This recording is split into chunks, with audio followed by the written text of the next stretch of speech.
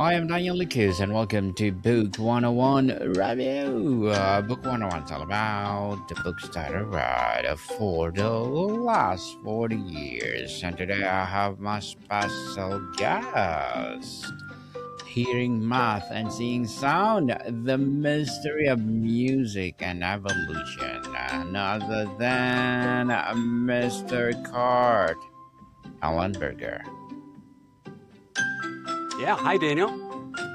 Welcome, Mr. Kurt, on Book 101 Review. And can you please introduce more about yourself that I miss? Sure. I am a pianist. I no longer perform, but I was a professional pianist, and I'm a composer and an author and professor at Grand Valley State University, where I teach music in the Honors College. I got involved with music. I kind of fell in love with music at a pretty young age. I was 12 or 13, and I heard some jazz, some Duke Ellington, and some classical, some Gustav Holst on NPR in Detroit. And I just thought, wow, what is this music? And so that really started me on my journey, and I got really into it, practiced really hard. And by the time I was 17, 18, I was working professionally in the Detroit area and worked as a professional musician for about a decade, and then I went back to school and got my degrees and became a music professor. Music professor indeed. And thank you so much for sharing your knowledge and wisdom to the world, Dr. Kurt. All right. Thank you. And tell us about your book, Materials and Concept in Jazz. Yeah, this is my jazz theory book, and it's kind of aimed at beginning and advanced players. It's got really all of the materials that jazz musicians use in their improvisations, and it's all assembled in one fairly small book that's quite concise. It started out actually. I started posting on my door these little sheets called "Be an Instant Expert on," and so I would just write up all these topics like "Be an instant expert on pentatonic scales," for example, which is a 5-note scale. And so students would pick these up and say, "Wow, this is really cool," and they would read my little "Be an Instant Expert" sheet. And after a while, I had about 15 or 20 of them, and I thought, hey, I think I've got a book here. So I put all of those together, kind of cleaned them up, made them a little bit more formal, and that became this textbook, which has been around for quite a while, and it does pretty well. Yes, and thank you for sharing to the world, Ms. Dr. Kurt. Sure. Let's start with the raw materials. Beyond the scales and arpeggios, what are the essential melodic, rhythmic, and harmonic words or phrase that form the core vocabulary of a jazz improviser? Well, a jazz improviser has to have a very strong grasp of all three of those: melody, harmony, and rhythm. And especially in jazz, the rhythm is tricky because it's not like in classical music where it's fairly rigid, right? You're going with the beat. In jazz, players play around the beat. So often the drums are a little bit behind the bass. Bass is kind of pushing the tempo a little bit, and that gives it kind of what we call a groove that sits around where the actual beat is. So that's one of the hardest things in jazz is to pick up the swing, to be able to play swing and to be able to play in that groove, not right on the beat, but around it, and that's what makes it so exciting. In terms of melody and harmony, the jazz musician has to know what all of the great classical composers know, which is they have to know how harmony works. They have to know what scales go with which chords. But it's more than that. That's just not enough. You also have to say, well, I know all of this technical information, but I also have to make good melodies. So there's a multitude of different melodic approaches that jazz musicians use, but they put all three together in a cohesive package, and it is their form of expression. And when they get really good, that form of expression is unique and becomes a personal statement. A personal statement indeed. And how Hmm. do you conceptualize and navigate chord changes mentally in the moment? Are you thinking vertically or in larger single something? That's a great question. I think when you start out, you're kind of thinking vertically because you want to know okay, what's this chord and what notes sound good with this chord. But the better you get, you start to get rid of the vertical and start to go more horizontal. So you realize that you can play notes that aren't in the chord if the melody is reaching forward, maybe 2 or 3 measures, and that way the soloing becomes more unique because you're making decisions based on melody rather than what fits with the chords. But it's a great question. That vertical horizontal is something that Fall is all about cozy comforts, and with Hero Bread, you can enjoy all your favorites and still hit your health goals. From breakfast bagels and meal prepped enchiladas to mouth-watering burgers and cheesy noodles. You won't believe Hero Bread's options have 0 to 5 grams net carbs and are high fiber from the taste and texture. And right now, Hero Bread is offering 10% off your order. Go to hero.co and use code FALL25 at checkout. That's FALL25 at hero.co. All figures are per serving of Hero Bread. Contains 2 to 18 grams of fat per serving. See the product nutrition panels on hero.co for more information. that has been talked about a lot, especially with European jazz, where they tend to focus more on the horizontal, whereas in the U.S.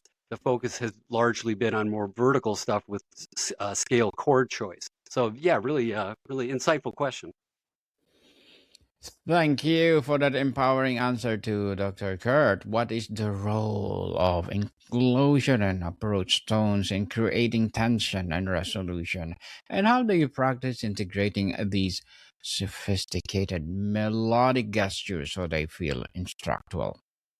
Well, what's really interesting is that when you're approaching a note, right? Let's say you're approaching a D, and you can Hmm. just hit the D, or you can go from above it, or from below. And the ear accepts those dissonances because it's moving stepwise to the note you're approaching, which is D. So that's kind of what is meant by approach tones like that. And jazz musicians practice a very severe kind of discipline that is very similar to Baroque music. So what Bach, J.S. Bach, and other Baroque composers, the way they approached those wrong notes was very much the same as what jazz musicians do. So there's a great relationship between the music from the 1650s till 1750 and jazz in terms of how they approach how those approach tones. So to practice those, you just you learn all your chords, but you learn the note above each chord tone and the note below, and you get that into your fingers so well that you can just execute that at will. And that takes a long time. And then as you're doing that, you're really making aesthetic decisions on what you want to bring to your improvisation and how you want to deal with bringing other pitches in that aren't chord tones. I like that. Dr. Kurt, something good to listen every now and then. And tell us the concept of playing changes versus playing on the changes is often discussed. Can you articulate the philosophical and practical difference, and where does your own approach land on the spectrum? Sure. So if you're playing the changes, that tends to refer to that you're highlighting the chords, right, in your playing. So you're the you could let's me put it this way. You could hear the chords going by in the improvisation even though there were no chords playing. So if I'm playing something all by myself, but I can hear you. The listener could hear the chords because I'm arpeggiating and highlighting those chords.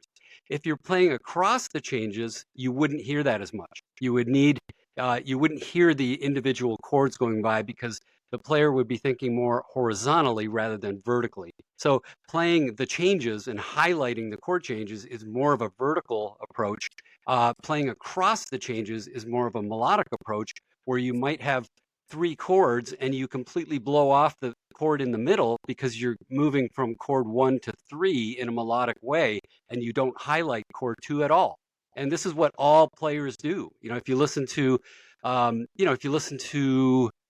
I don't know, any of the '50s players playing rhythm changes, there are 8 chords or 9 chords in the first 8 measures, but they totally ignore that and they just play in the key of B flat major. So that's really playing across the changes rather than highlighting the changes.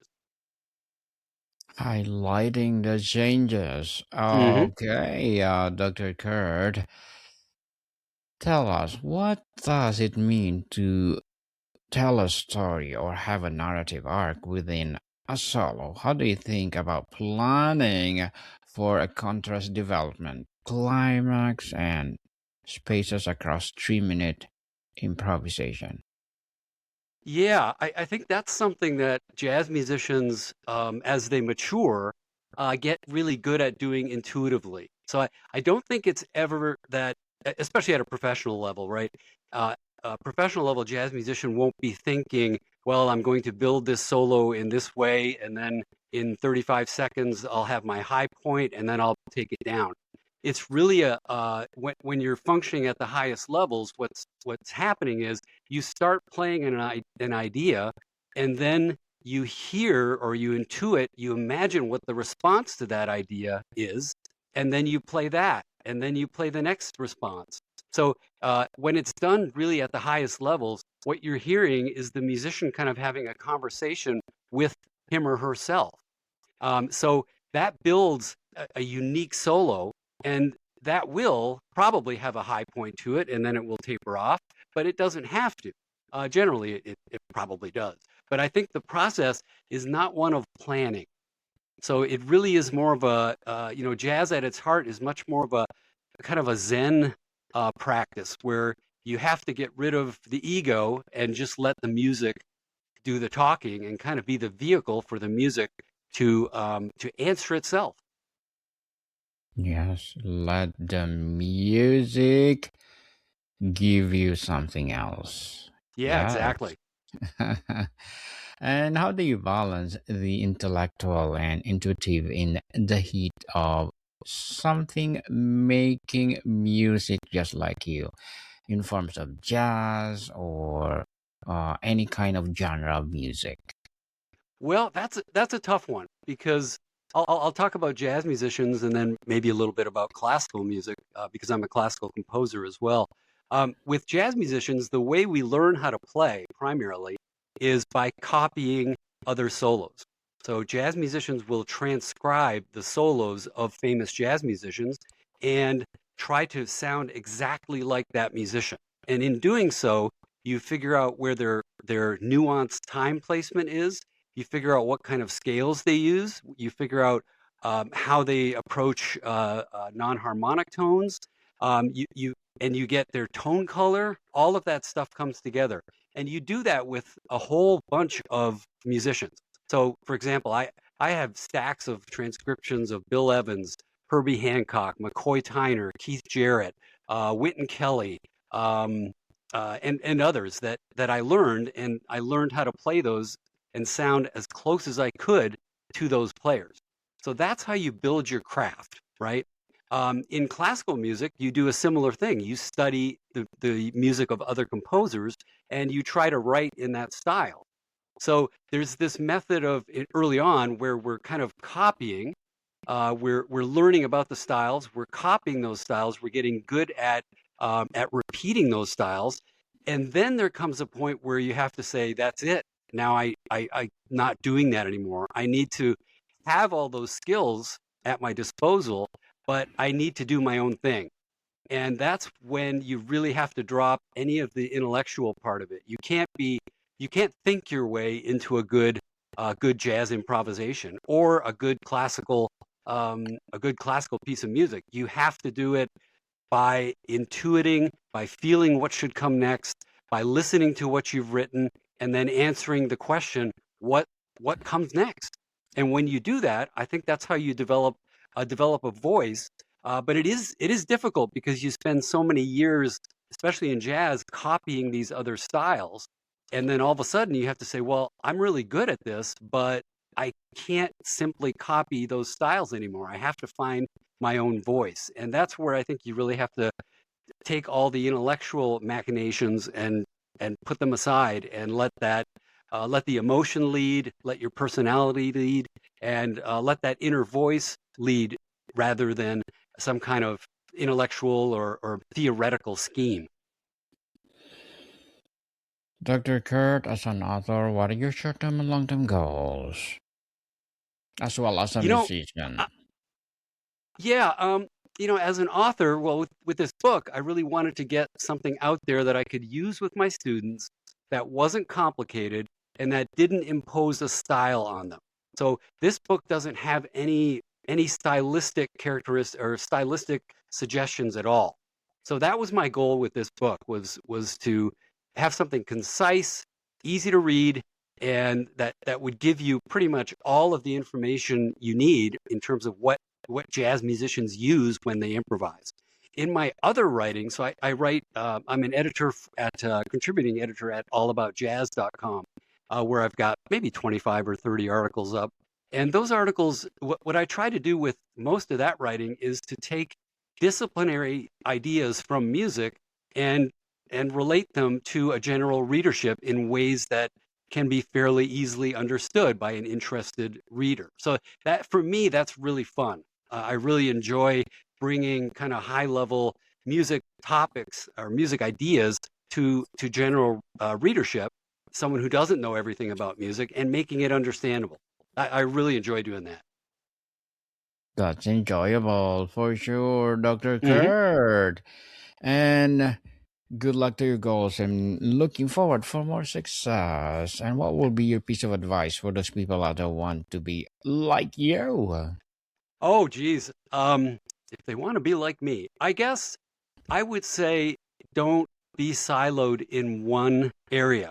Um, I'm a musician primarily, but I'm also an author, and I'm also a voracious reader, and I studied many other disciplines, and I think all of that interdisciplinary or multidisciplinary approach really fed what I did in music. So my advice would be branch out, uh, think about other things that you might not think are interesting, but that actually are, and then bring those other disciplines and those other ideas into your primary area and see what that brings. That would be my suggestion. Thank you for that Sure. suggestion and recommendation or advice, Dr. Kurt. And can you please recommend a book or books that influence your journey? Sure. Well, the one article I was talking to you about earlier is this article called "Hearing Math and Seeing Sound." It's about music and evolution.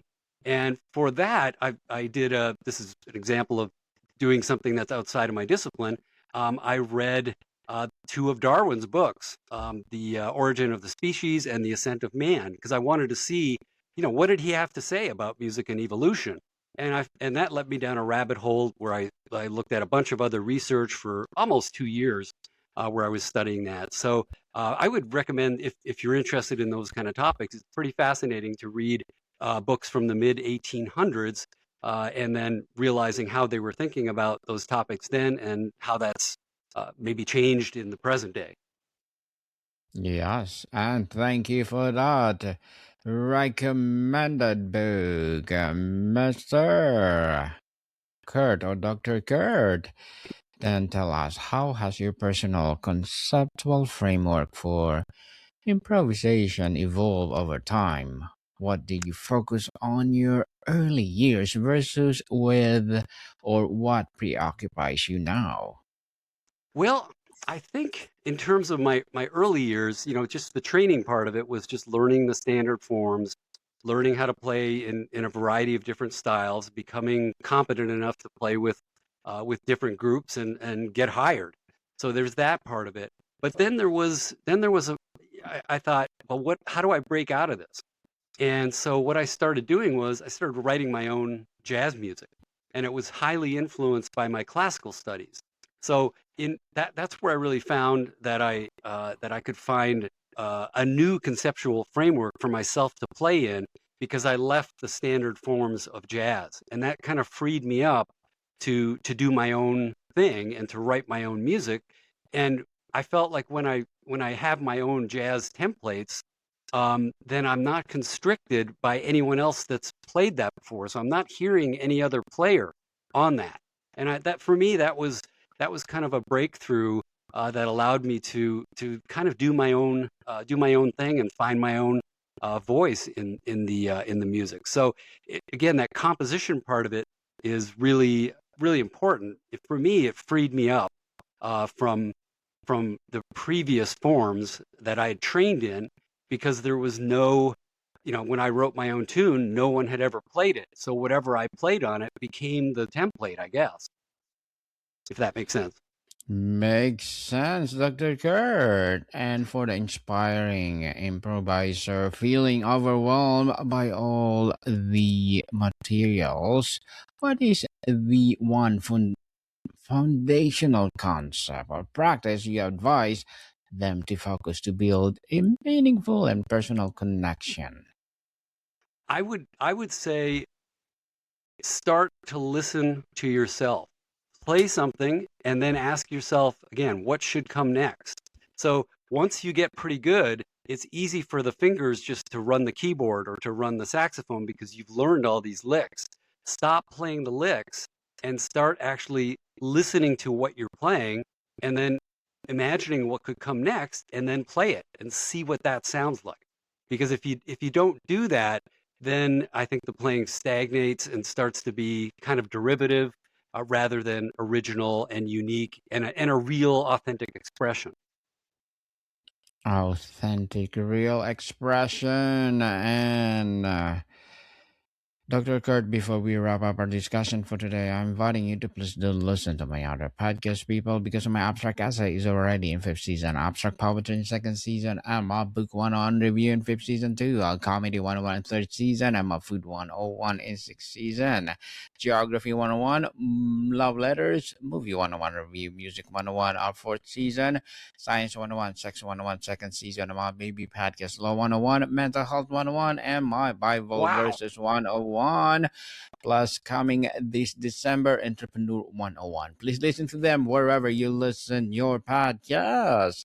So, Dr. That's impressive. Kurt, thank you. Ultimately, Yeah. where does individual voice and identity reside within the sophisticated application of all these shared materials and concepts?